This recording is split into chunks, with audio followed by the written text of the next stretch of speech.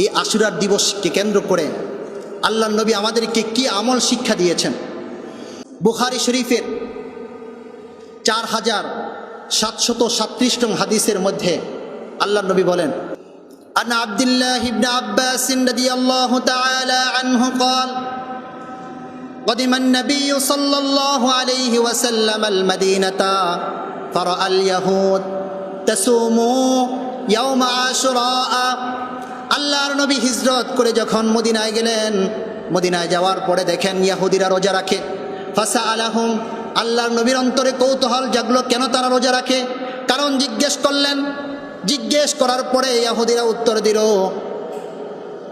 হাদাল ইয়াউমুল্লাযী যাহারা ফীহি মূসা আলা ফিরাউন, এই দিন আমাদের নবী মূসাকে ফিরাউনের হাত থেকে মুক্ত করেছেন, শুকরিয়া তার আমরা রোজা রাখি। আল্লাহর নবী বললেন, নাহনু আউলা বিমূসা মিনহুম, আমরা তো হলাম আমাদের ভাই মূসা আলাইহিস সালাতু ওয়াস সালামের ব্যাপারে তাদের চাইতে বেশি হকদার। ফাসুমুহু, ও সাহাবীরা তোমরাও রোজা রাখা শুরু করে দাও। এখন প্রশ্ন হলো, রোজা কি একটা রাখবো নাকি কয়টা রাখবো? আল্লাহর নবী অপর হাদিসের মধ্যে বলেছেন, সুমু আশুরা খালিফু ফিল ইয়াহুদ, তোমরা আশুরার দিনে রোজা রাখো, ইয়াহুদিদের খেলাফ করো। আশুরার দিনে রোজা রাখো, ইয়াহুদিদের খেলাফ করো। ইয়াহুদিরা রোজা রেখেছিল একটা 10 তারিখে।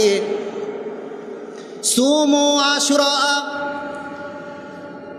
ক্বাবলাহু ইয়াওমান ওয়া বা'দাহু ইয়াওমান, তোমরা রোজা রাখবা 10 তারিখে রোজা ঠিক থাকবে, 10-এর সাথে হয়তো 9কে মিলাইবা, অথবা 10-এর সাথে 11কে মিলাইয়া তারপরে রোজা রাখবা। এই রোজা অনেক ফজিলতের কথা আল্লাহর নবী হাদিসের মধ্যে বলেছেন।